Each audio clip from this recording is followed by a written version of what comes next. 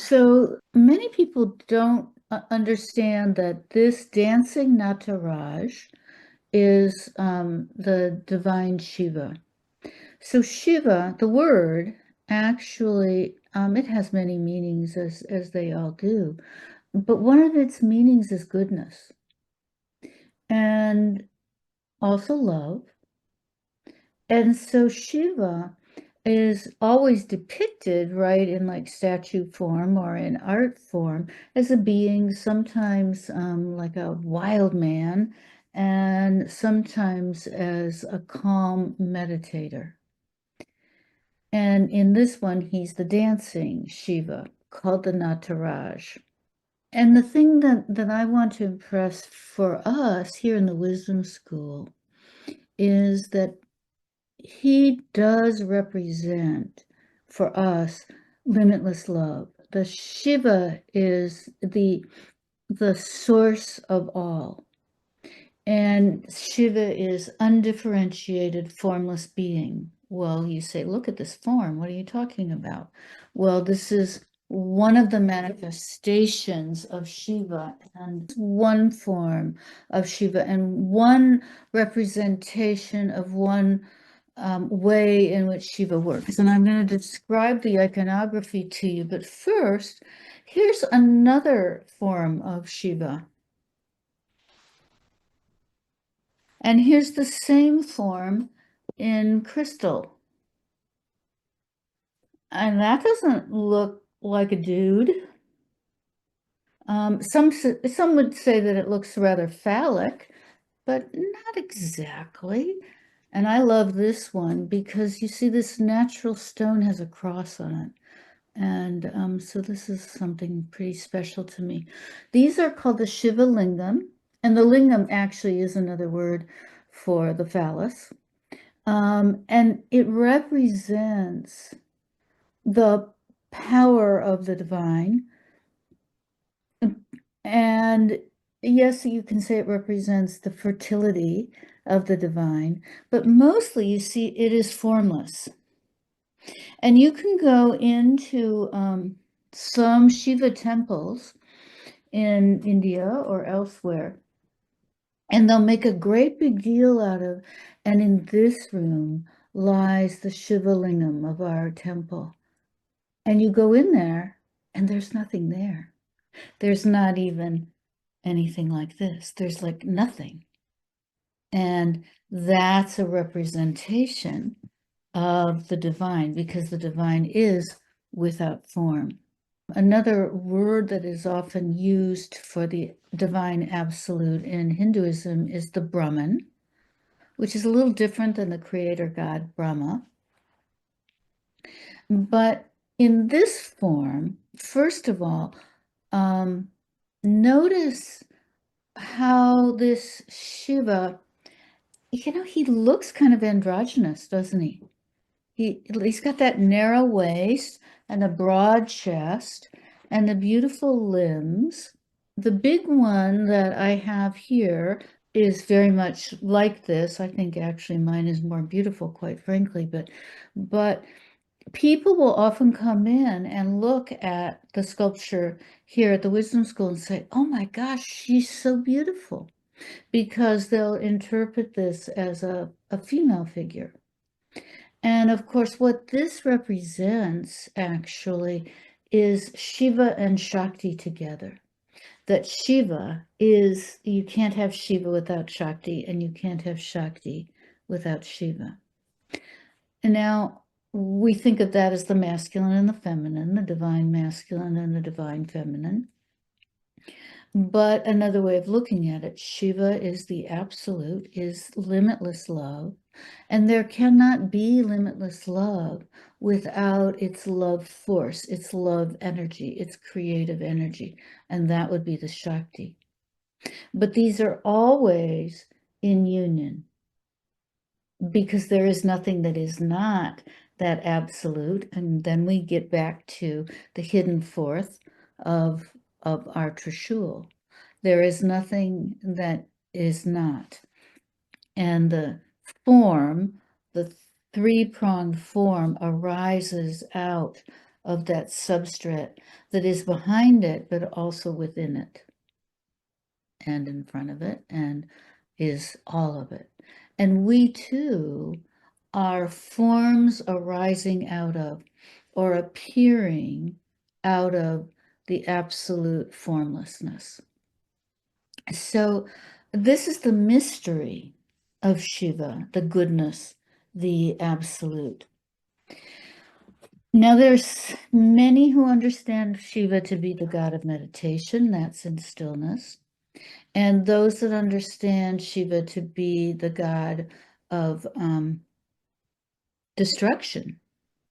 And when in India, when they talk about the three main gods, Brahma, Vishnu, and Shiva, then Brahma stands for creation, Vishnu stands for maintenance, and Shiva stands for destruction, dissolution. But within the Nataraj itself, first of all, he's dancing within a circle, a halo of flames. And this represents the circle of life, the cycling of life. And he is spontaneously making 5 motions, 5 movements. And I'm going to show them to you here. Here, he's holding a drum. And this is like a 2-sided drum that he's holding and shaking.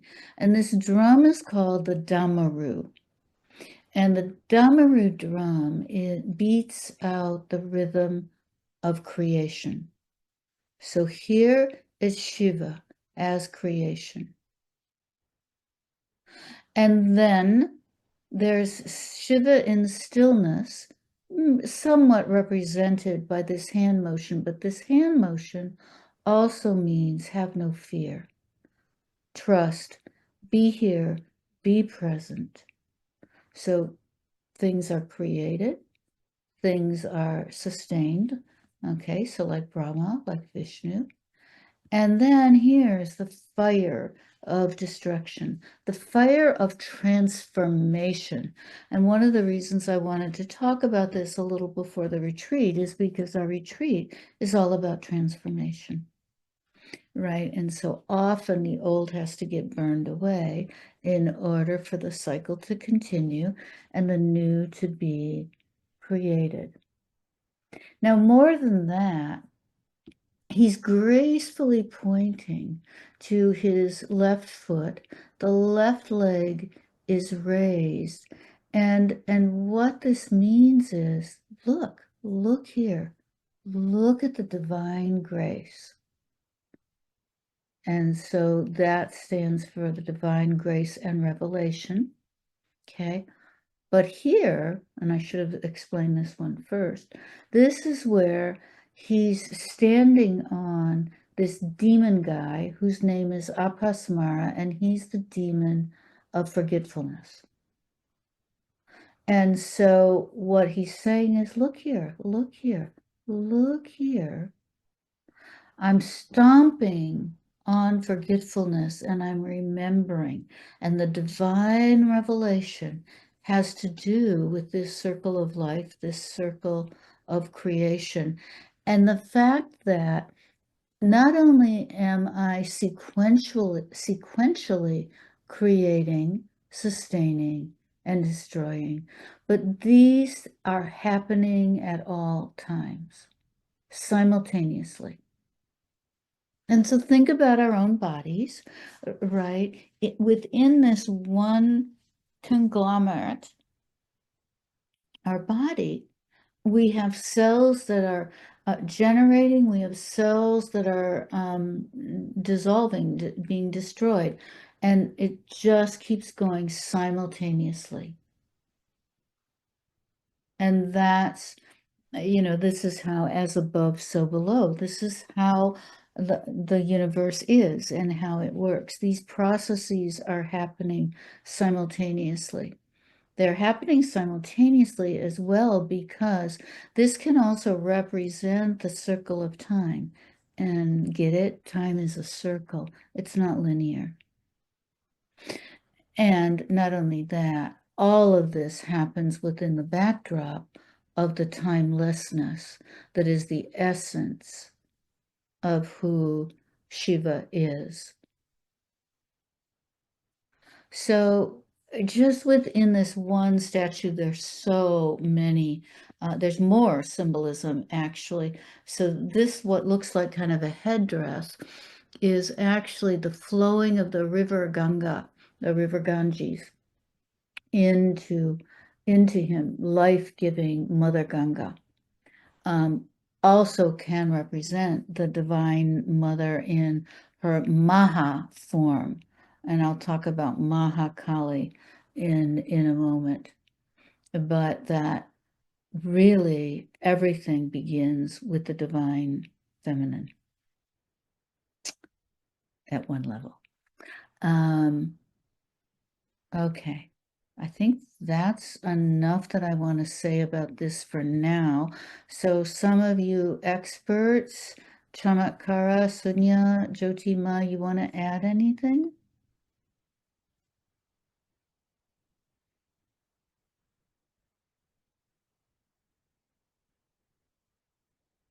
Any revelations? Anybody? Okay. Let's let we'll let Shiva rest now. We'll let him have some divine rest. And going to move into Mahakali. And by the way, if I don't know if any of you came to Shuda's talk where she talked about the 10 Kalis, the 10 Mahavidyas. It was a great talk, which there are many forms of Kali. Are you seeing just that? Yay! And this one I love. I actually just found this online, advertised through Lotus Sculptures down in San Diego. And it said one of a kind, but guess what? It is absolutely identical to the one that I have here, except for some reason, mine's bronze. It said this was bronze, but this is like shiny. I don't get that. But anyway, this is one version of Kali. Now notice she's holding a trident. Right. And notice she too has this ring, this halo of fire around her, representing the cyclical nature of the universe and representing the appearance of time, the manifestation of time out of the timeless. And the thing is that Kali too, well, first of all, in many versions, Kali and Shiva are, they're consorts, right? They're always together. And one of the things you don't see in this depiction of Kali is she is often standing on Shiva. And, Americans think, well, that's really weird. She's killing her husband. What's the deal here? But there's much more meaning than that, because if you think of Shiva as the absolute out of which everything arises, then as she's standing on him, she is the form, she's the love force arising out of the limitless, undifferentiated love. She is the Shakti. But Kali is also, if you're in the Shakta tradition, the feminine tradition of Hinduism, then she is also the Mahakali, meaning just like Shiva can be represented as a meditator, a wild man, the Nataraj dancer, but Shiva ultimately is the timeless, universal, pure beingness, limitless love. So too is Kali. So Mahakali, the great Kali, is the universal, timeless, formless, fertile essence of being. And then when she takes form, then There is this sense of movement that we talk about when we're talking about the love force, and she gives form. She births the world of form in the world of individual, separate beings. But in this depiction of her, what I love, okay, so she's got the trident, which is really interesting. It's pointing down. I always point mine up, but you can move it either direction. And I'll show you that later. Okay, and this foot is coming down in a kind of grace, and it could be resting on a demon. It is sometimes, but she's in a very graceful position here, although you can see her legs are spread. She's fertile, right? She can give birth at any moment. She's very beautiful. In this version, you don't see the lolling tongue, which is another way in which she prevents demons from entering the world. And her hair is on fire, transformation. But I wanted to point out to you, she has, I thought there were 10. Okay, yeah, this one only has 4 arms. No, 8 arms. 1, 2, 3, 4, 8 arms. I can't count. You can see Kali's with 4 arms. You can see them with 16 arms, and they're all holding various weapons. So here she holds the knife, and the knife is for slicing through ignorance. Here she holds the noose, and I'm going to talk in more detail about the noose. Here is a ritual bell. This is the skull cap. I can't really tell what it is. Here she is beating out the Damaru drum. So she too creates, sustains, and destroys, transforms. And of course, here she's holding the trident. What's she holding there? Yeah, that's another implement. I don't know what it is actually. I'd have to look it up. Do you know what it is, Jotima? This one. You can't see it very well, but it's like that, kind of looks like a round cone, like an instrument. Okay, so you see, she is the all, just as he is the all. And, it kind of depends, sort of like, which denomination you're part of in the Christian church. It's like, are you a Shaivite? Do you follow Shiva? Or are you a Shakta and follow the Divine Mother primarily?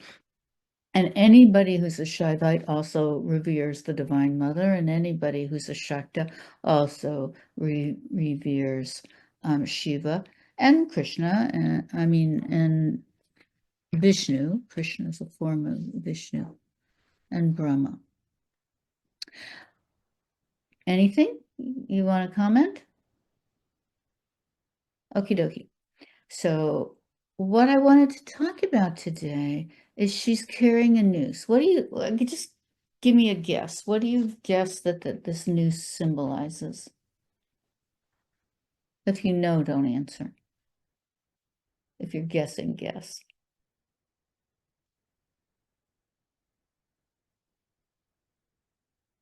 All right, Kat, I'm going to pick on you. Unmute. Tell us what you think the noose would be representing. Can you hear me? Yeah. Okay. My first thought was related to animals. I don't know why. Oh, interesting. Actually, that's very interesting because often in not just Hindu symbolism at all, but in psychological symbolism, animals often represent kind of the baser aspects of our nature. So this kind of relates. Anyone else want to take a stab at it? And no, she's not using it to choke poor Shiva. I think she's often depicted with skulls around her head and around a garland of skulls that she wears, and sometimes a skirt with arms as the fringe. And so that can be a pretty frightening to us Westerners, but there's really some deep symbolism of the skulls as being, there's a garland of 28 skulls representing the basically the letters of the Sanskrit language. So it's actually much more erudite than you might expect. And then she often holds one skull, which I don't see here, and that can be the head of Shiva, which she cut off again to cut off ignorance. And the arms again, it's all about like getting rid of ego. But back to the noose. So what does a noose do? It binds us. It chokes us. All right. It can strangle us and take away our freedom. If we get a noose put around our neck, we can't breathe. We have no freedom. And it can actually take away our very life. But in particularly in tantric yoga, I'm actually looking at my notes. There are 8 nooses, ashta, that's 8 pashas, nooses. These are the 8 attachments or hindrances that bind the individual soul, the jivatma, to samsara, to the cycle of rebirth. In other words, these are the hindrances that prevent us from our full awakening. So Jyoti Ma has taught us about the kleshas, which in the Yoga Sutras are the main hindrances to our full awakening. And so I want to share these with you because they're actually kind of interesting. And if you want to stop and ask a question or make a comment along the way, please do, because to me they're actually fascinating. So I'll just name them quickly, and I'm not going to say the Sanskrit. Aversion, shame, fear, doubt, disgust, attachment to a group, attachment to a group based on activity, and an attachment to a group based on birth. And finally, good character and modesty. Good character and modesty can be a hindrance to our awakening. Interesting, huh? Okay, so I'm going to just talk about these a little bit in detail. So aversion, a feeling of dislike or repulsion that prevents us from embracing the true nature of reality. A feeling of dislike or repulsion also prevents us from having true empathy. So if you stop and think about that, it's quite possible that you see a person who is, walking around in rags, looks so dejected, and you find that repulsive. Or sometimes the way a person is dressed or groomed or not groomed.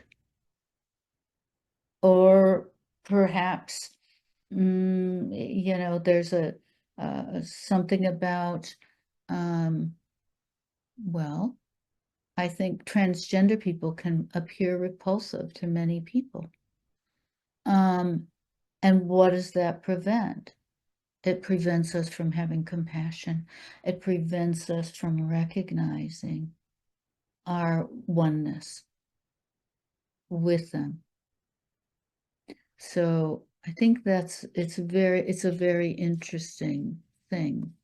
Now, also, a feeling of dislike or repulsion can actually become like a negative attachment. There's a certain fruit. Is it the jackfruit? I forget the name of it in India. It smells so bad. It really just stinks. It's awful. But when you taste it, it's delicious. Um, that being said, I still won't eat it, right? Because the smell repulses me. And even though I know it might taste good, I can't get beyond that. And that's a kind of attachment, right? It's a prejudice, if you will. And so that's just an example. Maybe you can think of some in your own lives. And then shame.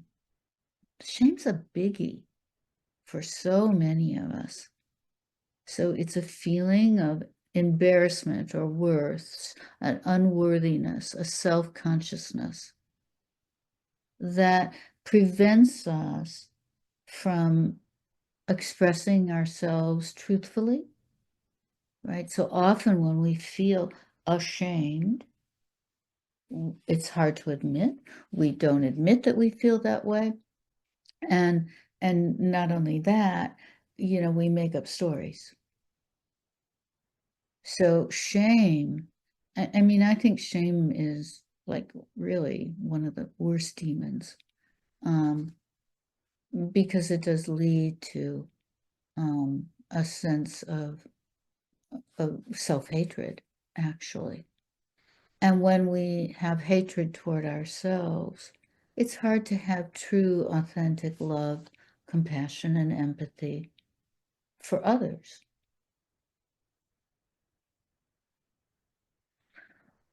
Bhaya, fear. So often you see the Hindu gods and goddesses holding up a hand like this, like I showed you with Shiva, and that means have no fear. All is well, trust all is well. But we get caught up in anxiety, apprehension, and then that makes us reluctant to take risks, to embrace change. And so we even have a fear of stepping into our own true freedom, our own liberation. And we certainly can have a fear of our own transformation. Because, like, what if people don't like me then?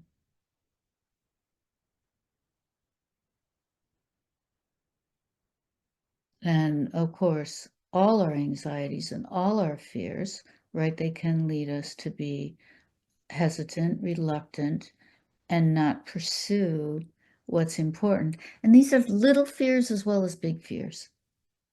What did I encounter today? Oh, it was just as simple as I'm going to go to a meeting for my HOA tomorrow, and there's the vice mayor and the city manager are going to be there. And I very much want to talk to these people. But I started imagining, well, I'm not sure if I'll have the courage to talk to them, yada, yada, yada. And it's like little things like that that make us hesitate. And I mean, I have some things I really want to say. So will I? It's my intention to, but we'll see.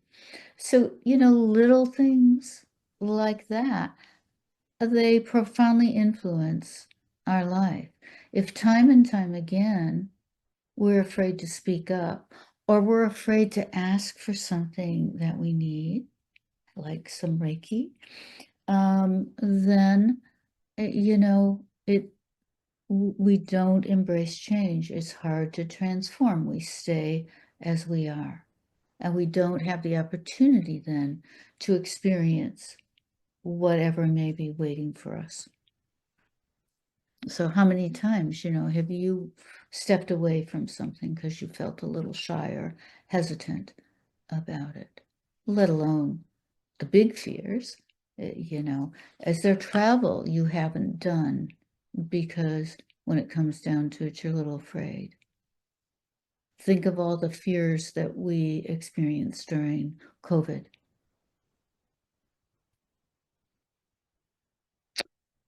Fear. And the next is Shanka, doubt.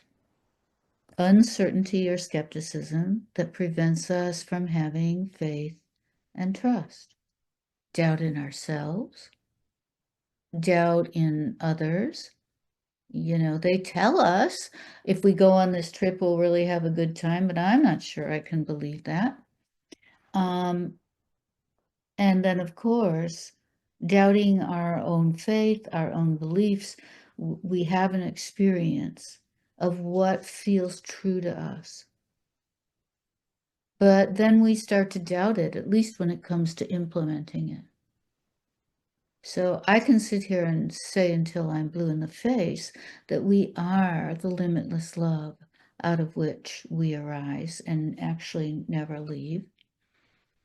And you can hear me say it and go, oh, yeah, yeah, yeah. And then tomorrow, when you're faced with a difficult situation, you've totally forgotten that. And you don't believe it anyway. Like, that's not relevant. That's nice. That's Rajashree Maa spouting off philosophy. But yesterday, when I heard her say it, I was right there with her. But yeah, and then we go into our doubting.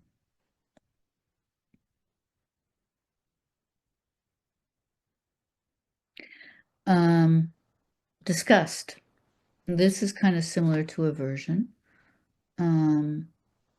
So again, a feeling of revulsion or repulsion that leads to a lack of compassion and understanding.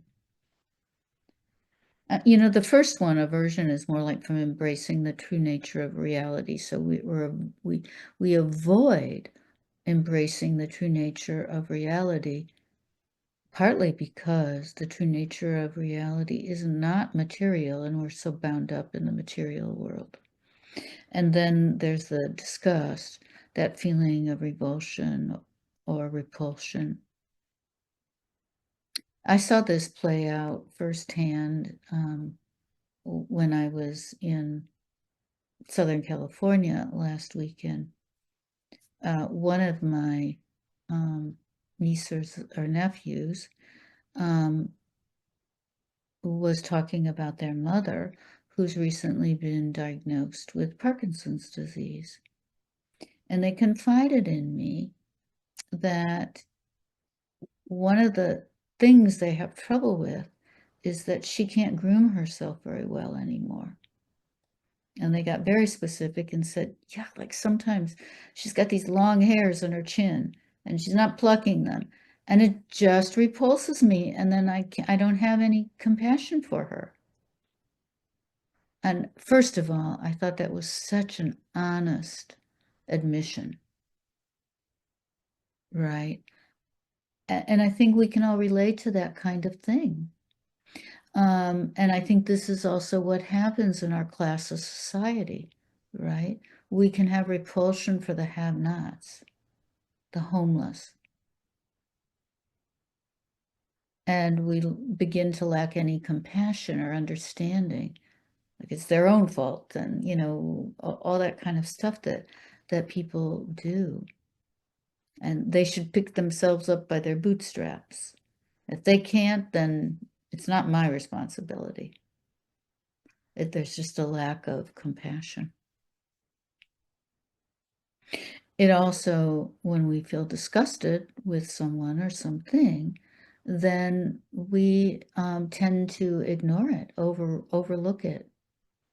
And so there may be people with wonderful stories or situations which we could really learn from, but we turn away in disgust. And we also have disgust over other people's viewpoints. Right. So if we are disgusted with how someone else thinks or acts, then we don't have compassion. We don't look at the world through their eyes. Kula. It's interesting. This is the Sanskrit word, right? So all I ever do is talk about kula as something positive. The word literally means interconnectedness, basically. But here It means attachment to a group based on activity or identity. So it means like strong loyalty to one's social group or profession.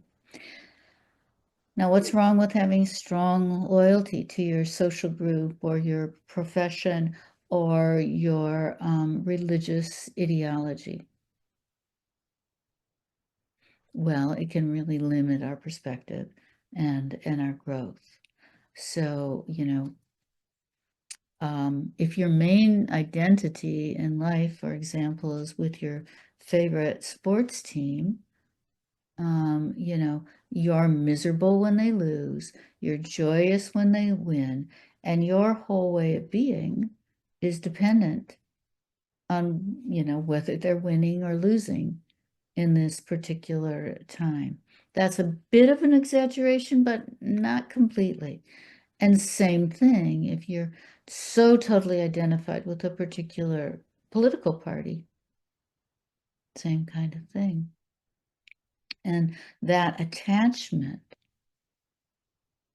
to these identities prevents freedom. And freedom, of course, is the goal of liberation, of awakening. Then I find this one really difficult. Jati, attachment to a group based on birth. So strong loyalty to one's birth family or caste. But we have castes. Don't think we don't.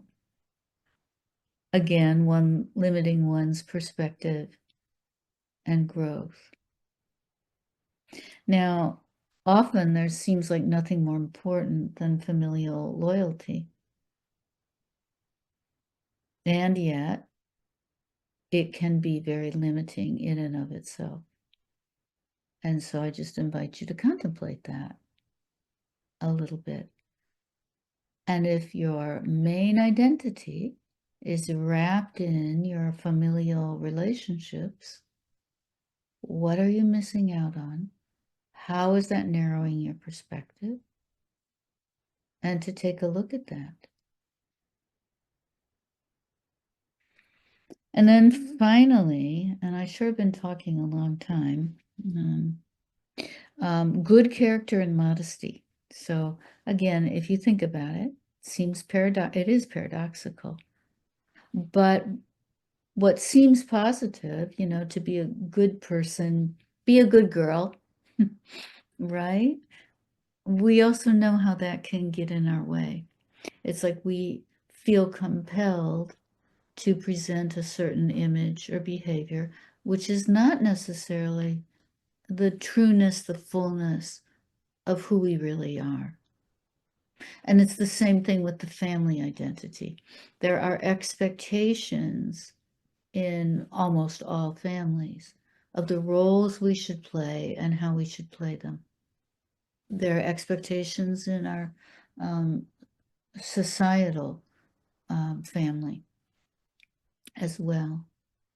And the moral here is not to act immoral, but to be authentic and to not just inculcate someone else's rules and values without feeling its resonance with our true being, our true nature, which transcends our family and our societal kulas.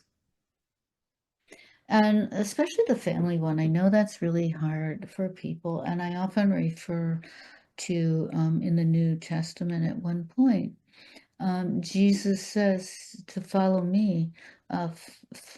Fathers will leave their sons and sisters will leave their brothers and something like that. Basically, if to truly follow the Christ being, we may not be able to maintain our close filial family relationships. And that's tough for so many of us. But to be truly unattached does not mean to not love or respect. But to be truly unattached is to be truly recognizing that we are all this. And we are that which lies underneath and around and permeates all this.